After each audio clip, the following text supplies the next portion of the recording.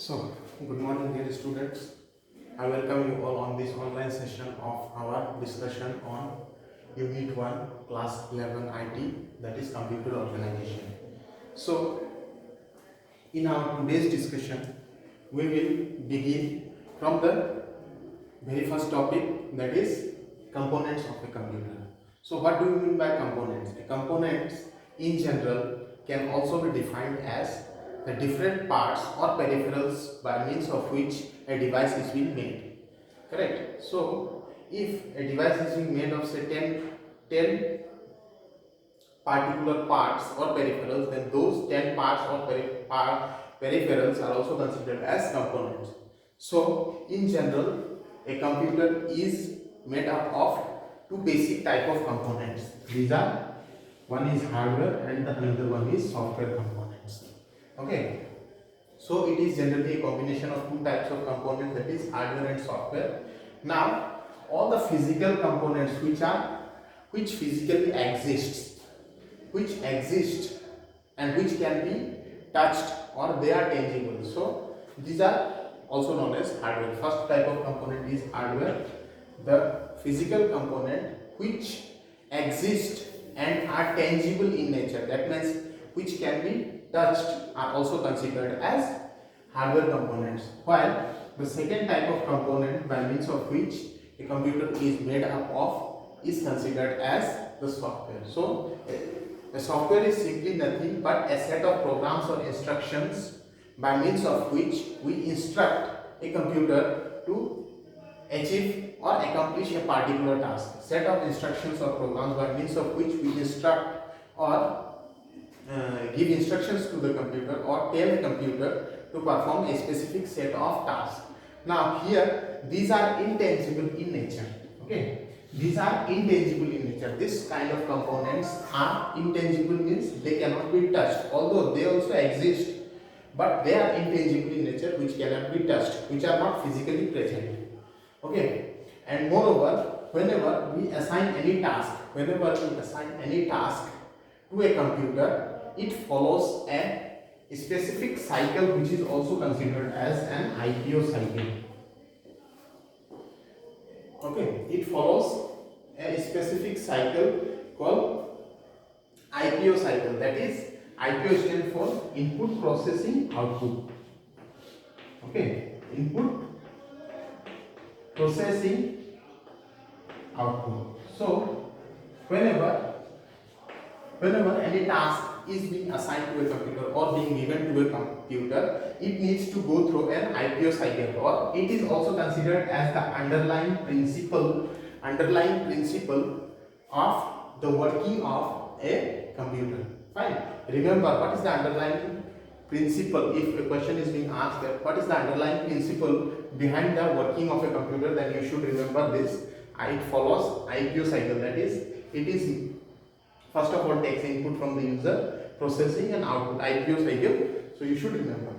Leave it. Now let us come to the various components of our physical components of a computer in detail.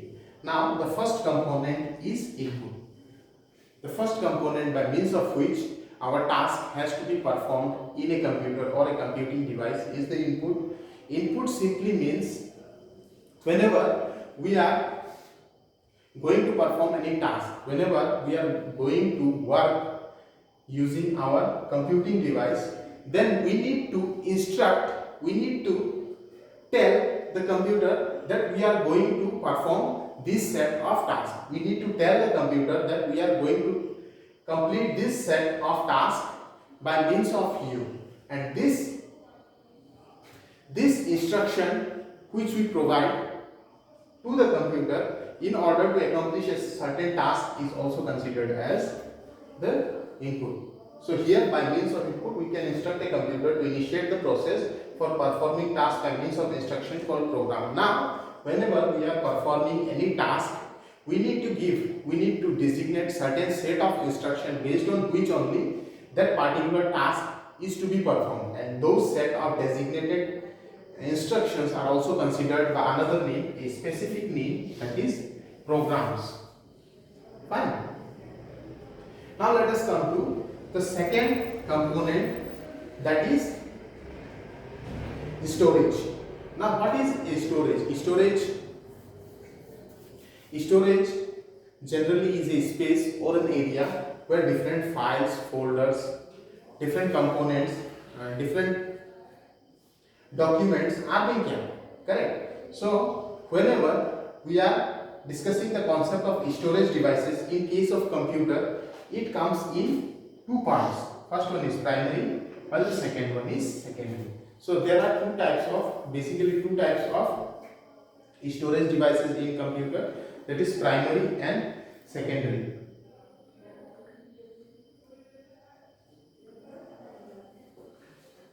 So we will begin discussion of both of them one by one. The first one is primary device. See, primary memory devices or storage devices. See, whenever we store anything or any component or any instructions in our primary memory or primary storage devices, it can be directly accessed by CPU. Means what? The central processing unit can directly access the content or the instruction that has been kept inside our primary storage device. Okay, and moreover, the inputs that are being received in case of primary storage devices, the inputs that are being received from the user are generally kept in a storage area which is known as RAM. From this RAM only, the CPU will access that data that has been kept. Okay, so in general, primary storage consists of the data that has to be directly accessed by the CPU, and this primary storage is the inputs that is being received by primary storage devices generally kept in RAM, from where the data can be easily accessible by means of CPU. Fine. Now, this primary storage device is generally divided into two types, that is, first one is DRAM, second one is SRAM. DRAM and SRAM.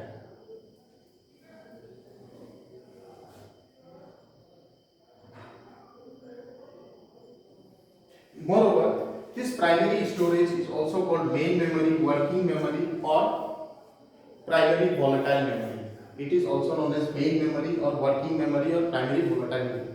Volatile, why it is known as volatile? Because once we switch off or shut down the computer, all the data that has been kept inside the primary memory will be lost. That means we cannot access the information that has been stored once our computer is being turned on. So this is the concept of primary memory. So here we will discuss the two types of primary memory in here.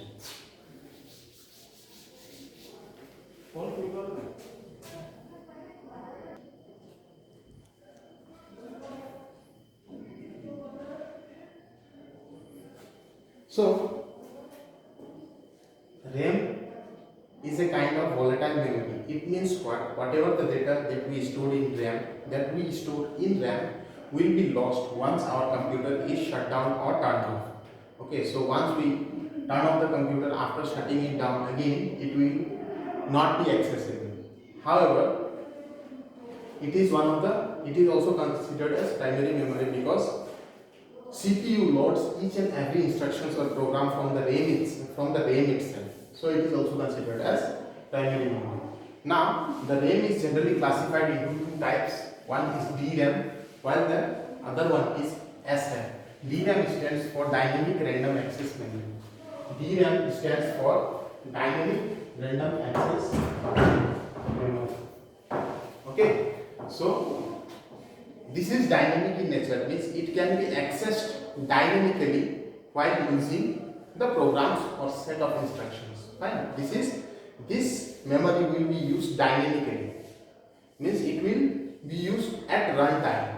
While static RAM, this stands for SRAM, and it is also called static RAM. Static RAM means it is static in nature. It cannot be changed as per the requirement of the program. This storage cannot be changed as per the requirement of the program. However, all the instructions that will be kept in SRAM will be stored for a fixed period of time. So now here there are certain differences between both the RAM. We will discuss all those differences one by one. See, DRAM is used in the main memory. Okay, DRAM is used in the main memory. Which one is our main memory? The memory which is generally being accessed by the CPU directly. The memory which is directly accessed by CPU is also considered as main memory. So here the kind of RAM that will be used is dynamic RAM, while SRAM is used in cache memory. Cache memory. Okay. SRAM is used in cache memory. Now what is this memory? What does this term cache means? You might have visited certain websites, correct? You might have visited certain websites by means of Google Chrome web browser. Fine. Now, once you visit a website, certain information about that particular website is being saved in a specific location in our primary storage, which is also known as cache memory. Okay. So whenever we make a visit to any of the application, whenever we make a visit to any of the web pages or any of the websites by means of any hyperlinks or web browser application, then the information about that particular web page is generally being stored to be used in a later half in a specific location, which is also called cache memory. Now what happens? Why this is being used? Suppose at the next time when I would like to visit that page, I simply, after clicking, it should automatically take the link of that particular page. Okay. After clicking, it should be taking the link of that particular pages automatically without we giving the instructions without us needing to type the name of that particular application. Then in such situation, once we place a single word or single alphabet in our web browser application, what it will do? It will simply go to the cache memory. It will search for the necessary information or the relevant information related to that particular alphabet, and it will display a list of contents, list of web pages with that particular name, and based on our requirement we can choose any of the pages, simply click it, and it will be automatically redirected to that particular page. Not only this, inside the cache memory, whatever the data is being stored can also be accessed offline. Okay, sometimes what happens while performing certain tasks, while executing certain instructions, our internet becomes lost due to network problem here. Sometimes this situation we might encounter. In such situation, what happens? As soon as we type one or two alphabets, then automatically it will show the list, display the list of web pages which has been saved based on that particular names. Correct? Now it will automatically search the cache memory whether that particular page has been saved or not, and if it is saved, from there it will retrieve all the content which has been previously stored while browsing through that particular website and saving it in the cache memory. So this is cache memory. So DRAM is used in main memory while SRAM is used in cache memory. Now DRAM is inexpensive. It is not that much expensive as you might have expected. However, SRAM is very much expensive. Now apart from this, DRAM, dynamic RAM, uses less power. Okay, until and unless we are performing a task, until and unless we are executing our instruction, till that duration only it will be using the power. However, SRAM will be using more power as compared to the DRAM. Fine. Then it is slower than SRAM. Why it is slower than SRAM? DRAM is slower than SRAM because DRAM basically deals with executing all the tasks that has been instructed by the user by means of our operating system. by means of operating system, whatever the task that has been specified by the user, all those tasks has to be accomplished using SRAM. So it is slower than DRAM. So it is slower than SRAM. Okay, while this kind of RAM is simply related to cache memory, means temporary storage in order to retrieve the data at a later half. So here, whatever the data we browse or whatever the data that we went through will be stored for a longer duration of time, and hence the data that hence it is much more faster than the DRAM or dynamic RAM. Okay, it is much more faster than the DRAM. So these are the two different types of RAM which were supposed to be discussed in our this unit. Fine. So first, RAM is volatile memory. Why it is volatile? Because once our device is being turned off, automatically everything that has been stored in RAM will be lost.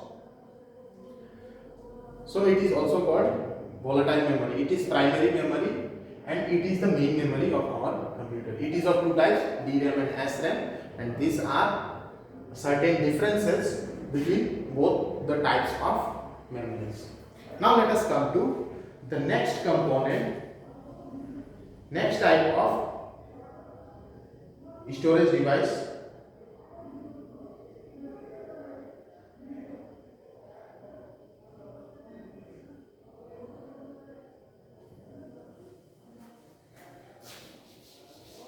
These all are the components of primary memory.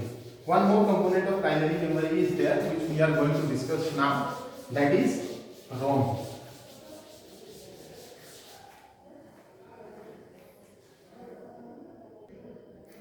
Okay, so we will discuss the concept of ROM in our next discussion. Thank you.